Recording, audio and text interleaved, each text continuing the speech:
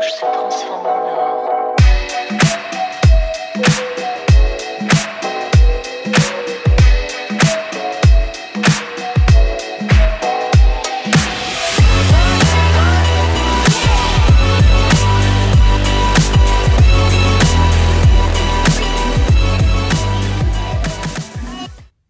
Hi, welcome to my channel, Designer of Learning.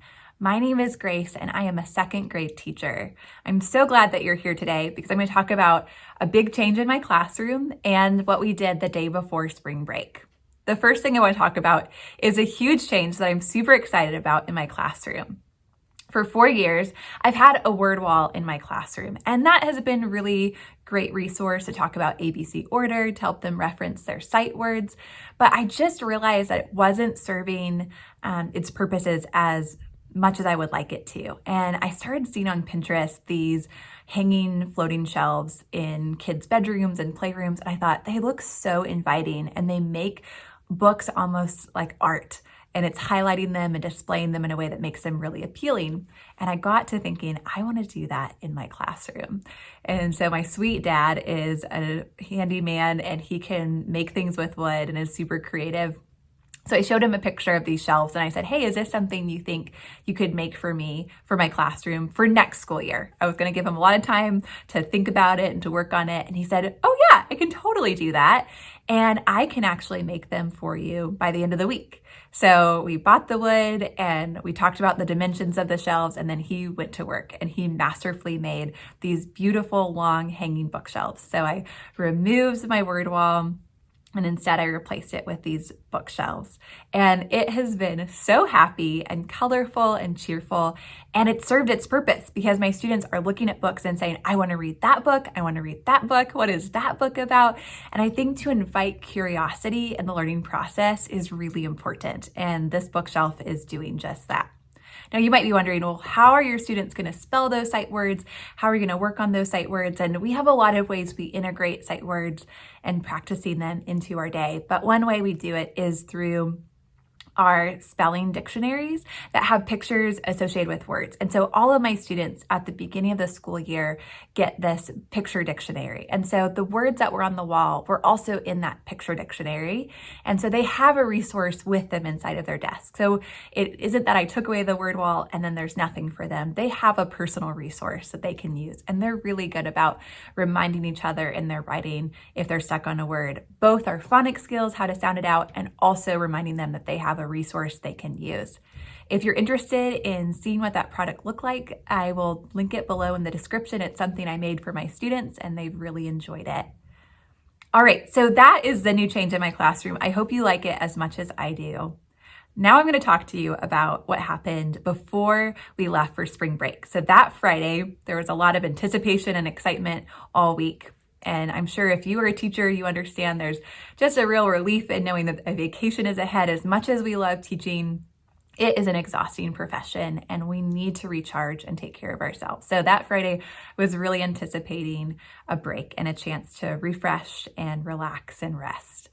But I woke up that morning to the great surprise of heavy snowfall coming down. And in the part of the country I live in, usually if there's snow, there isn't school. Surprisingly, my district decided to actually stay in school. And so I carefully allotted a bunch of extra time to get to school. And I got there pretty early just to make sure that I would get here with enough margin to be safe and to be secure. Once I got to school, my students really slowly straggled in. Buses were slower, parents were being cautious, which is all good. We want kids to be safe. That is always the goal. But a lot of my students also didn't come to school. So I had almost half the size of my classroom that I normally do. And because I had less kids, I thought, let's make a memory. If we're gonna be here when it's snowing, let's make the most of it. And I love to tell my students, today is a great day to have a great day. And I tell them that that doesn't mean that everything is gonna go your way for something to be a great day. And if that's our perspective, that I have to have everything be perfect in order to be happy, then we're going to be unhappy a lot of the time. But when we choose to find the joy, to find the good in a day, even when things don't go our way. That is how we'll discover that every day is a great day to have a great day. So the unexpected joy of this snow day and being together was that we got to make a memory. And we did that by filling up some disposable cooking trays full of snow. And I brought them inside, and each of my students were in small groups, and they got out their watercolors and they painted their snow with their watercolors. And it was so fun to hear their oohs and ahs as they watched the paint spread in their snow. And each of my students had really fun ideas about what they wanted to do. Some wanted to make rainbows. Some had themes like, we're going to have our snow be galaxy themed. So we're going to only use greens and blues and purples. And other students just tried all kinds of different color combinations and experimented and just tested the limits of painting on snow. And all of theirs turned out really uniquely and really beautifully. And most importantly, they had so much fun. And my students kept asking me, can we do this every day?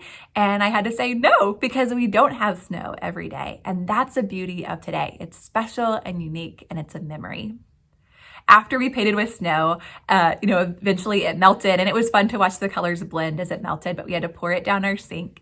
And when we were finished painting with our watercolors, we then moved on to doing some St. Patrick's Day themed things. That included reading a book called How to Trap a Leprechaun.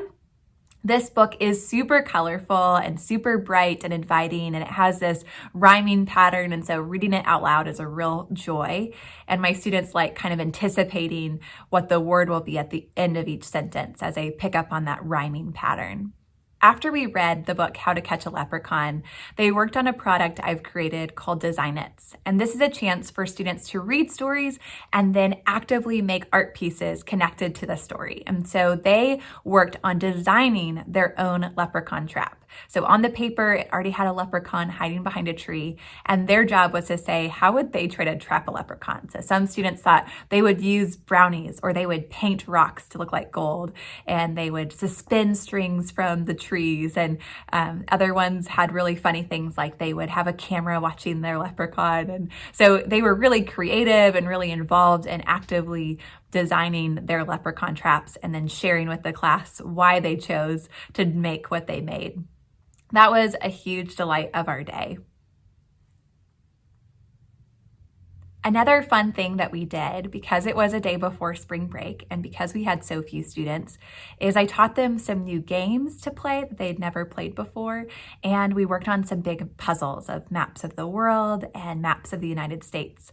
It was really fun to realize that as students learn to engage with one another, this is school. What we do is teaching students how to read and write and to be mathematicians and scientists and grammarians, but it's equally important in these younger grades to teach students how to be friends, how to play with others, how to take turns, how to win graciously and to lose without becoming angry. All of those skills don't just happen, they have to be taught and they have to be retaught. And so it was fun to take this time to realize that even though this is not our traditional school day, it is important to give space for students to learn those social, emotional skills that are critical for their success, not just as they move on to third grade, but for life. And that's the joy of being a teacher, realizing that we are laying the foundation for lifelong learners and also for lifelong adults who are kind and considerate.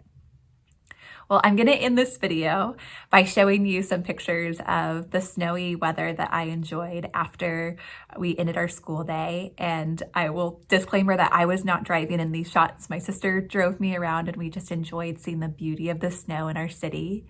And then I enjoyed my spring break. Today is Sunday at the end of my spring break, and I'm just reflecting on what a gift it was to be able to rest, to recharge, to do some of my favorite things, to take long baths, to read books. I went on some estate sales and found some great furniture, and all of those things really fill me with joy and refresh me. And so as I'm up here at school preparing for tomorrow and getting excited about welcoming my students back into my classroom and finishing off this last semester in a strong and exciting way, I'm anticipating really good things to come and grateful for a chance to reflect on what a gift it is to pour into my 20 little students this year and what a blessing they are to me, and my hope that my life makes a difference in sowing seeds of love in my second graders. Thank you for watching. Thank you for being you. You are lovable, you are wonderful, you are wanted, and you are awesome. Have a great week, everyone. Bye.